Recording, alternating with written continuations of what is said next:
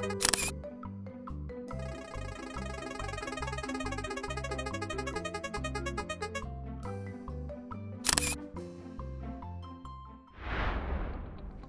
of the mobile apps nowadays are fun and entertaining. They help us to feel happy and confident.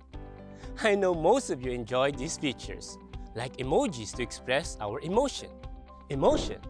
It is impossible to imagine life without it. We treasure our feelings. The joy in receiving new shoes or a new dress. The pleasure of eating our favorite food in a buffet. Or the fun we have with friends and school programs that we really miss. In this episode, we will explore positive and negative emotions and learn how to express them the right way. Hi guys, I'm Teacher Mark and welcome to your show, where we will learn to become more aware of who we are and to better understand ourselves and the people around us. I will guide you in your journey to personal empowerment. This journey will make you a better version of yourself daily by making you more positive, more motivated, more confident, and a lot more. Commit to your vision or plan in achieving your aims and goals in life. Join me as we uncover your limitless potential. Let's rock! This is Personal Development on DepEd TV.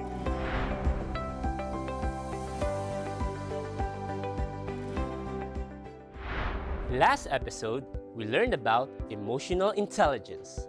We began by understanding emotion, the 8 basic emotions: joy, trust, fear, surprise, sadness, anticipation, anger, and disgust, and the different intensity of emotions based on the psychologist Robert Plutchik's Wheel of Emotion. Traditionally, emotions are categorized dichotomously as negative or positive, unpleasant or pleasant, activated or deactivated, and so on. These positive and negative emotions are a natural part of being us, humans. Let us first discuss positive emotions. Positive emotions are emotions that we typically find pleasure to experience. In her book Positivity, psychologist Barbara Fredrickson suggests that we experience a range of positive emotions and help us broaden our perspective in useful ways. Think of joy when you are surprised or delighted with an unanticipated good thing.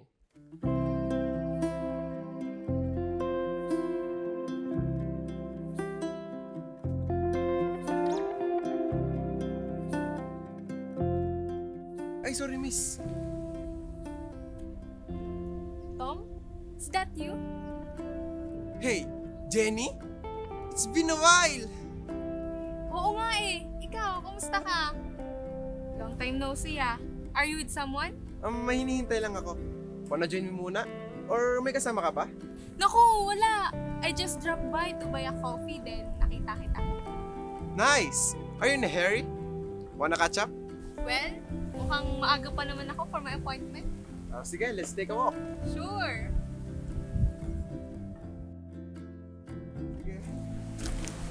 So, after we graduated college, tinuloy ko pa din yung pag-aaral ko sa business school. Kasi alam mo yun, sa akin di kasi opportunity. Ikaw, ano balita sa'yo? Eto, nasa barko na. Wow! Akalain mo yun, tupad mo din yung pangarap mo maging singer. Kasi, look, ikaw nagbarko, ako, I went to grad school. So, okay lang pala kahit naghiwalay tayo, no? Grabe din pinagdaanan natin nun, no? I miss the old days. Wait, alin dun? Yung lagi mo akong pinapasa nung tayo pa? Hoy, grabe ka naman! Di naman kita pinaasa nun, no? Naging tayo nga, di ba? Pinaasa mo kaya ako na magiging tayo hanggang college, hanggang sa graduate. E di sana, tayo pa rin hanggang ngayon. Wait, naalala mo ba yung breakup natin? Grabe pinagawayan natin nun? Yeah! Grabe ang galit mo nun! Pati mga school projects natin naapektuhan dahil sa relasyon natin. Tom! Tama si Ben! Wala ka talagang planong tuloy yung project na to. Kaya wala naman tinanggap ang project na to para busitin na naman ako. Saan naman galing yan? Hindi ka kasi umatit ng mga Ikaw meetings. umatit ng mga meeting Paano natin. Sarili. Wow, really? Eh bakit nga? I deserve an explanation. Ano? Ano sinabi mo? I need an acceptable reason. Bakit? Because I invested my time and effort. Kaya dapat mong malaman? Oo, dahil kung may problema, gagawan ko ng paraan. Dahil hindi lang oras at pagod mong pinuhunan mo, di ba? Pati puso't kaluluwa mo, di ba? Dahil ginawa mo yun sa isang taong iniisip mong may tiwala sa'yo, di ba? At kung magkamali ka man, iniisip mong bibigyan ka ng pagkakataong itama mo yun. Kasi pininiwala ka niyang mahal ka niya. Na mahalaga ka sa kanya. Na iisa mga pangarap niyo, di ba? Anong karapatan mong hingin ang isang bagay na ipinagdamot mong ibigay? I deserve an explanation. I deserve an acceptable reason. Bakit di mo sinabi sa akin aalis ka after graduation natin? Na mag-aaral ka sa malayong lugar? Paano na ako? Kailangan ko to. Pangarap ko to. Nasaan ako sa mga pangarap mo? I'm sorry.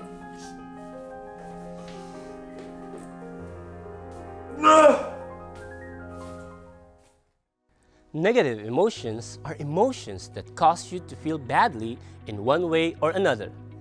Examples of these emotions are anger, fear, sadness, despair, frustration, guilt, shame, disgust, disappointment. You name it, we all feel it. These emotions, whether you acknowledge them or not, they are there. These emotions make you dislike yourself and other people. These emotions reduce your self-confidence and self-esteem, as well as your general life satisfaction. But are these negative emotions necessary? Do we need both positive and negative emotions? Ikaw talaga? Hi. Masama bang i-pursue natin yung mga pangarap natin? Pati, we were young back then. Hindi pa natin alam kung anong mas makakabuti para sa atin. We were like 19 or 20, I guess. Pero mga panahon na yun, sobrang desidido ka na sa mga gusto mong gawin eh. Yung lumayo para sa pangarap mo. And look at you now. Naku, kung alam mo lang mga pinagdaanan ko ng mga panahon na yun. Malayo sa pamilya, malayo sa kaibigan. Sa'yo. Ba't naman ako nadamay dyan eh? Ikaw ngayon ang iwan dyan, di ba?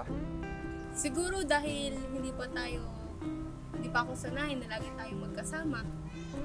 Tapos, ilang years din tayong magkasama lagi. Araw-araw din tayong magkasama sa school. Kasi pangs kaya ako. Kaya pag gusto mong makipagkita sa akin ng summer para... Hoy, grabe ka! Huwag na natin balikan yun. Nakakahiya. Hindi mo kasi kayang hindi makita itong kagapuhan ko. Hoy, ang kapal mo! Bakit? Hindi ba? Kaya nga, di ba, gusto mo makipagbalikan sa akin nun? Inaway mo pa ako nun eh. Pagbalik ko kasi noon, may iba ka na. Gulat nga ako nun eh. Hindi ko in-expect. Her name was Trisha. Ano pa siyang problema? Gusto mo talaga malaman?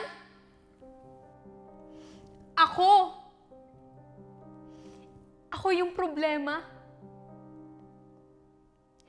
Kasi nasasaktan ako kahit hindi naman talaga dapat ako nasasaktan. Sana kaya kong tiisin lahat ng sakit na nararamdaman ko. Kasi pinili ko to eh. Di ba? Ako yung may gusto nito. Sana kaya ko nang sabihin sa'yo na masaya ako para sa'yo. Para sa inyo. Sana kaya ko. Sana kaya ko. Pero hindi eh. Sama-sama akong tao kasi sa totoo lang, umaasa pa rin ako sa piling mo. Sana ako pa rin. Ako na lang. Ako na lang ulit. Mahal ko si Trisha. Alam ko. She had me at my worst. You had me at my best. Pero binaliwala mo lang lahat ng yun. Tommy? Ganun pa talaga ang tingin mo? I just made a choice. And you chose to break my heart.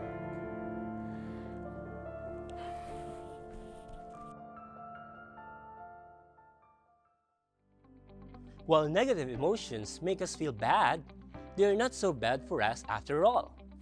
Here are 7 reasons why negative emotions aren't all that bad according to Life Hack's personal development expert, Tracy Kennedy. Number 1. Negative emotions are normal. It's time to reassess the role of emotions in our lives. We should recognize they are normal and even useful and adaptive part of being human. They help us cope with many everyday situations and challenges. Number 2. Negative emotions serve a purpose and have a positive intention. Our emotions have one thing in common. They have served an evolutionary purpose for our survival, health, and well-being. For example, fear is our signal that something is wrong and protects us from danger and allows us to survive. Sadness enhances feelings of connections and empathy and builds community. Disgust provides an adverse reaction and steers us away from things that could cause harm or are contagious. Shame and guilt urge us to do the right thing and correct our wrongdoings. Anger is a protection mechanism that inspires action and causes us to do something to change a situation. Number 3. Negative emotions are a warning signal. They help identify what is going on within ourselves. Our true self, our inner nature, and natural state is one of peace, calm, and connection. However, when we're out of alignment with our natural and best versions, we experience negative emotions as a signal that we are off track. They are telling us, hey, listen up, something's not right. You're going off track. Number 4.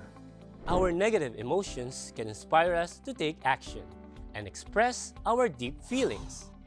Negative emotions can be a catalyst for change and movement. What happens when you get really mad? You take action. Like this quote from Arun Gandhi, grandson of Mahatma Gandhi. Use your anger for good. Anger to people is like gas to the automobile. It fuels you to move forward and get to a better place.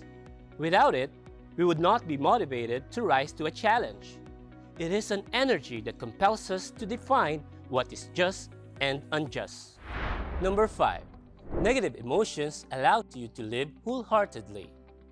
Many of the world's ancient wisdoms, traditions, philosophers, and psychologists have valued and been intrigued by the light and dark, negative, positive, shadow aspects of ourselves. Think about the concept of yin and yang in Chinese philosophy. To live wholeheartedly, we must feel the full range of emotions. After all, how can we really appreciate the joy of happiness if we haven't suffered the pain of sadness? Number 6. Negative emotions provide release. When we conceal or try to hide or ignore our emotions, they really don't go away. They dig deep within us. They eat us inside. They cause ulcer, back pain, and other sickness, that sudden heart attack, unexplained high blood pressure, or unexpected anxiety may not be so sudden and inexplicable after all. Number 7. Negative emotions build resilience. The more you experience the full range of emotions, the more resilient you become in facing and dealing with them. If you don't build coping skills when you feel these emotions, your first response is to push them away. Emotional avoidance is effective to an extent. Really, Everybody tries to avoid feeling bad. But the more you avoid these feelings, the less coping skills you are developing. The less you are able to cope, the more afraid you become of the emotions. This leads to a vicious cycle of pushing your emotions down. In many cases, people may turn to other unhealthy ways to cope, including addictions and substance abuse. Remember this, we are constantly evolving. Your coping skills will evolve and grow too. Init lagi ng ulo mo. Minsan di ka pa kumakain. Tapos lagi ka pa nagpupuyat. Ano ba nangyayari sa'yo? Wala ka pakialam! Gusto naman tayo after na nangyayari sa atin ha. Di na ito maintindihan niya. Kailan mo ba ako Diretsuhin mo nga ako. Dahil hindi ko kayang basahin kung ano nandyan sa utak mo. Kung galit ka sa akin, sabi mo sa akin. Sabi mo sa akin kung bakit. Kung nasaktan kita, sige, sampalin mo ako, gantihan mo ako. Matatanggap ko kasi. Kaibigan mo ko eh. Oh yes, kaibigan mo ko! Kaibigan mo lang ako. And that was all I ever was to you, Tom. Your best friend. Takbuhan mo kapag may kailangan ka. Tagasunod. Tagabigay ng advice. Taga-enroll, tagagawa ng assignment, tagapagpatawa sa'yo kapag nalulungkot ka. And that was the biggest mistake of falling in love with my best friend. Dahil kahit kailan hindi mo ako nakikita eh. Kahit kailan hindi mo ako kayang mahalin na higit pa sa isang kaibigan.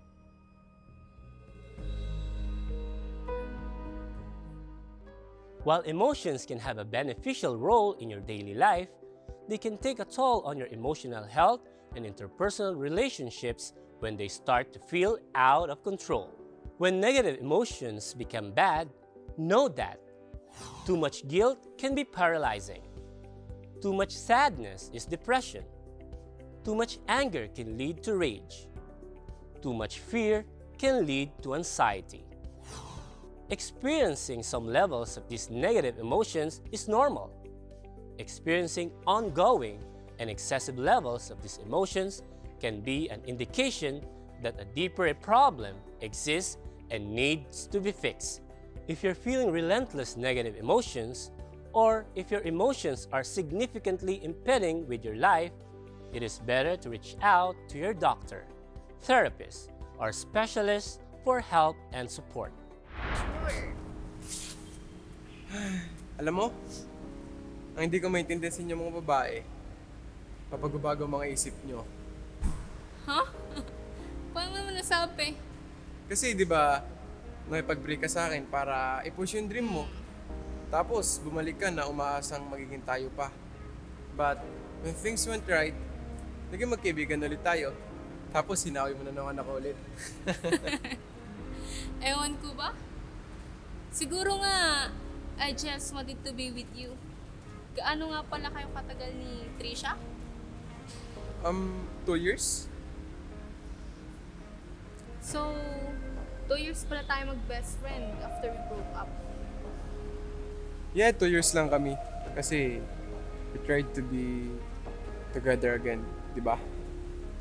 Yes, we tried. But, it didn't work out for the second time.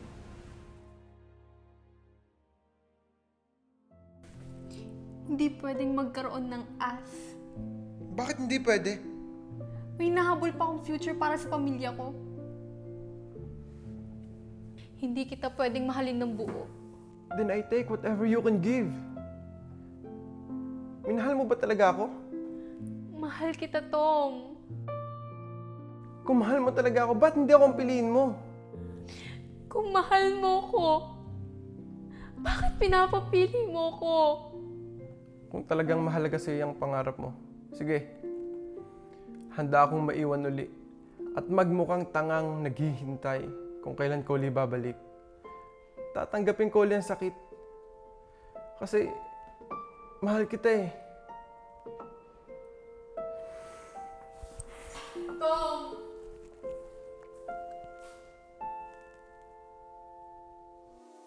One of the best ways to deal with negative emotions is through acceptance. Acceptance allows us to build compassion for ourselves and others, to understand how these emotions might present themselves and why. Rather than being stuck in the mindset that negative emotions should be avoided or that they are somehow wrong to experience, we need to accept that they are a natural part of who we are. Once we do that, we can begin to change on how we might respond to them and develop habits and behaviors that are meaningful and bring value to how we express ourselves and engage with others. Alam mo, we've been through a lot of pains. Sadness, guilt, lahat na ata ng negative emotions nangyari between us. Alam mo, pinagtibay naman tayo ng panahon. Yung mga negative emotion na sinasabi mo made us stronger and push us to do our best to survive. You know, I'm happy to see you where you now. To? Sorry babe, let's stop sa traffic. Okay lang, babe. Buti na lang, sinamahan ako ni Jenny. Remember her, yung kinakwento ko sa'yo? Jenny, meet Bea, my fiancé. Fiancé? Yes. Wow, congratulations! Finally, matatahimik ka na. I'm so happy for the both of you. Thank you. Alam mo to si Tom, kapag nagkakanta about you. Nako, he's so proud na yung best friend niya daw. Ito pa din mga dreams niya. I'm so happy na nakita na ulit kayo.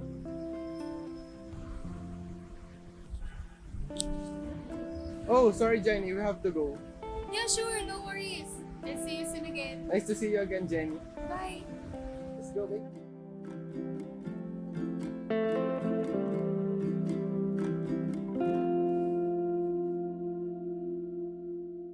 Emotional resilience is like a rubber band. No matter how far a resilient person is stretched or pulled by negative emotions, that person has the ability to bounce back to his original state. They are capable in facing tough emotions like pain, sorrow, frustration, and grief without falling apart. They do not reject the pain or misery they are experiencing. Rather, they retain a sense of positivity that helps them overcome the negative effects of their situation. In fact, some people are able to look at challenges times with optimism and hope, knowing that their hardships will lead to personal development and an expanded view of life. These emotions are extremely important in our existence.